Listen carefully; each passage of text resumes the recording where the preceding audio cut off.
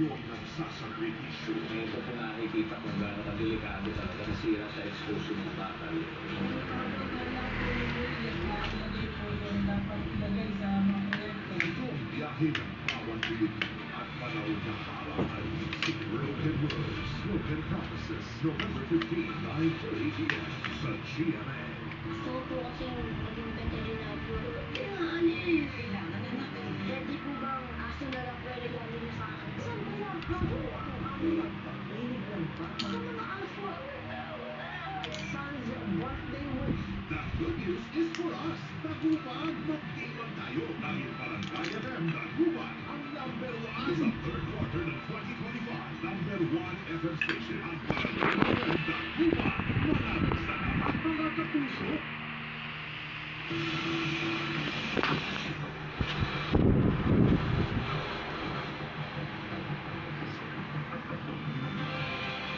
Mahirapan po ang pagbiyahe sa maraming lugar dahil sa mga humampalang sa mga kalsada.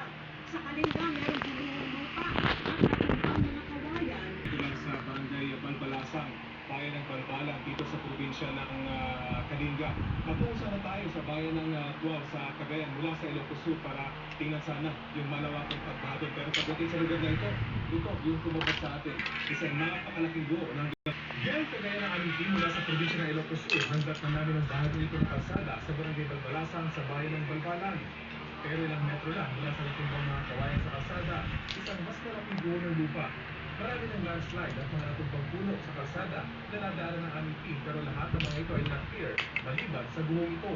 Ayon sa isang residente tumawid ng buho, posibleng hindi pa nai-report ang harang na ito sa kalsada dahil walang signal sa bahagi nito ng bayan. Ilang landslide po ba yung hindi pa na-natibili? Wala. Walang matatlo. Apat kahit tinignan ko ano, bayo tuhod-tuhod yan, ay talaga binukat ng hangin. Sa laki ng buho, kakailanganin ng heavy equipment para ito ay mabusan. Kaya sa ngayon, putol itong Abra Kalinga Road.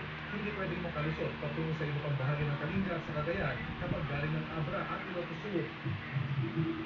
Sa Ilocos Sur na sumailalim sa signal number 4, pabugso-bugsong hangin ng aming